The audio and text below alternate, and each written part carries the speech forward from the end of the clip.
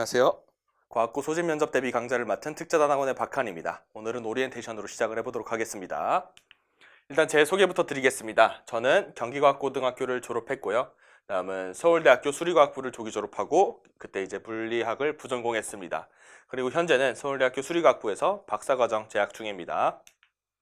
입상 실적은 중학교 때는 KMO랑 물리올림피아드, 화학올림피아드를 준비했었고요. 그리고 고등학교 때는 KMO랑 연구활동을 주로 했었던 것 같습니다. 중학교 때 여러분들처럼 이제 KMO랑 물리올림피아드, 화학올림피아드를 공부하면서 과학고 대비, 영재고 대비를 같이 했었던 것 같습니다. 그래서 저도 이렇게 준비를 했었으니까 여러분들이 어떻게 준비해야 될지 잘 알고 있고 여러분들이 어떤 걸 공부해야 되고 어떤 건 공부하지 않아도 되는지에 대해서 잘 설명드릴 수 있을 겁니다. 과학고 준비 시기는 다음과 같습니다. 우선 중학교 3학년 여름방학 전까지는 보통 수학, 과학의 기본 개념을 배웁니다. 이건 여러분들이 혼자 책을 보고 공부하고 수업을 통해서 그리고 가장 중요한 암기가 동반돼야 되는 것들입니다. 일단 수학과 기본 개념이 밑받침을 해줘야 소집 면접 또는 이제 입시 문제들을 풀 수 있는 상태가 되는 거죠. 그리고 이제 여러분들이 저와 함께 하게 될 것은 소집 면접 직전에 익숙하지 않은 유형을 다루게 될 것입니다. 어떤 게 익숙하지 않은 유형인지에 대해서 설명을 좀 이따 드리겠습니다. 그래서 과학고 대비 내용에는 두 가지가 있는데요. 1번은 단편적인 지식이고 두 번째가 지식의 응용 능력입니다. 대부분의 학생들은 이젠 단편적인 지식 정도는 습득하셨을 거라고 생각을 합니다. 보통 이제 중학교 수학, 과학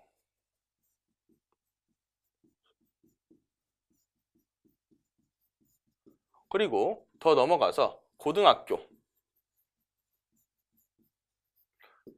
이제 고등학교 수학, 과학 역시 대부분 이제 공부를 했을 거라고 생각을 합니다. 물론 전체는 아니지만 이 중에서 이제 학원 선생님들께서 입시에 필요한 문제 또는 필요한 단원이라고 추려가지고 공부한 것들이 있을 겁니다. 이제 그걸 가지고 이제 여러분들이 지식의 응용 능력을 길러야 되는데요. 이건 조금 익숙하지 않을 겁니다. 여러분들이 단편적인 지식을 공부할 때는 어떤 단원 예를 들어 단원 평가라고 해서 이런 문제를 풀었어요. 예를 들어서 삼각형의 닮음이라는 단원이 있었으면은 그 단원에서는 당연히 닮음을 가지고 문제를 풀겠죠. 하지만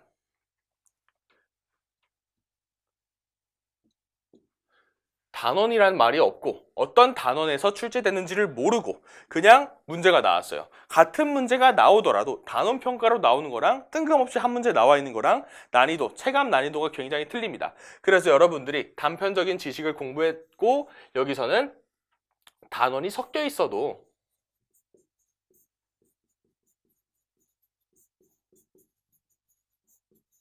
잘 풀 수 있을 정도로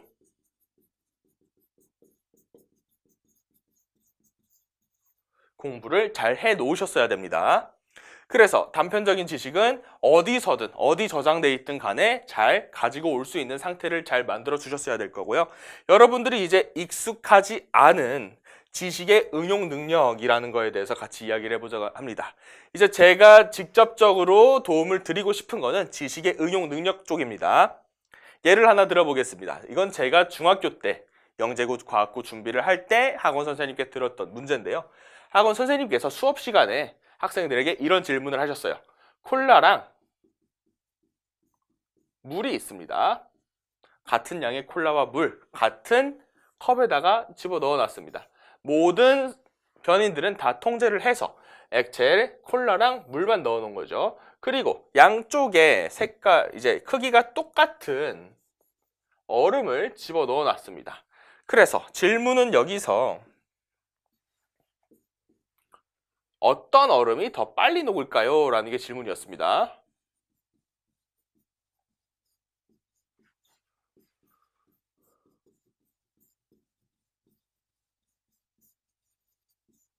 어떤 얼음이 더 빨리 녹을까요? 가 질문인데요.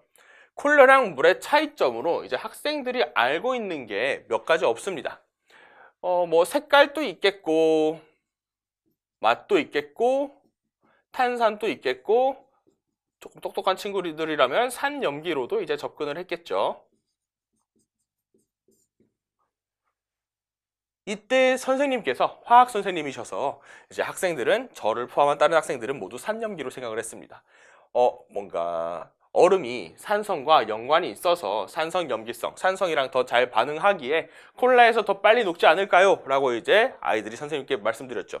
당연히 다 틀렸습니다. 이제 산염기랑은 얼음은 반응을 하지 않아요. 얼음과 반응하지 않는다. 그런데 아이들이 이제 처음에 산염기에 꽂히다 보니까 이제 다른 걸로는 생각을 할 수가 없는 거예요. 그러니까 이 문제를 어떤 방향으로 풀어야 되는지가 막막했던 거죠. 방향 설정이 잘못됐던 것입니다. 이런 문제가 주어졌을 때 어떤 방법으로 접근을 해야 되는지에 대한 방향을 잘 못 잡았던 거죠. 지금 여러분들도 아직 훈련이 되어 있지 않으시다면 이 방향 설정하는 게 굉장히 어려우실 거예요. 그래서 이 문제의 정답은 뭐였냐면 탄산 때문이었어요. 이제 CO2, 이산화탄소가 콜라에 많이 녹아 있는데 콜라에서 나온 석출된 이산화탄소가 이렇게 기포가 위로 뽀글뽀글 올라오게 되죠. 이산화탄소가 석출이 돼요. 그런데 이 얼음 주변에 얼음을 넣어놨다고 해서 모든 액체의 온도가 똑같은 것이 아니라 얼음 주변의 온도가 유독 낮습니다. 주변을 먼저 냉각시키겠죠, 당연히. 그런데 이 콜라에서 빠져나온 이산화탄소 기포들이 얘를 툭툭 치면서 이 주변을 섞어준 겁니다. 그래서 이산화탄소가 석출되면서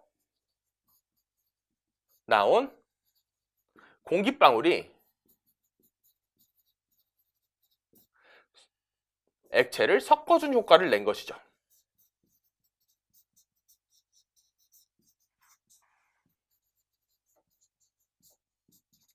그래서 처음에 이제 아이들이 산염기로 접근을 했지만 이것은 화학 문제가 아니라 물리 문제였던 거예요. 그래서 어떤 상황이 주어졌을 때 이거를 화학적으로 봐야 될지 물리적으로 봐야 될지도 아직 어색하다는 거죠. 그래서 여러분들은 저랑 함께 방향을 어떻게 설정하고 어떤 방법으로 문제에 접근해야 되는지에 대해서 같이 공부하게 될 것입니다. 여러분들이 지금 과학고 대비 공부를 하고 있느라 조금 힘드실 텐데 저랑 같이 공부를 하시면서 어떻게 공부해야 될지 조금 덜 힘들고 같이 합격을 했으면 좋겠습니다. 감사합니다.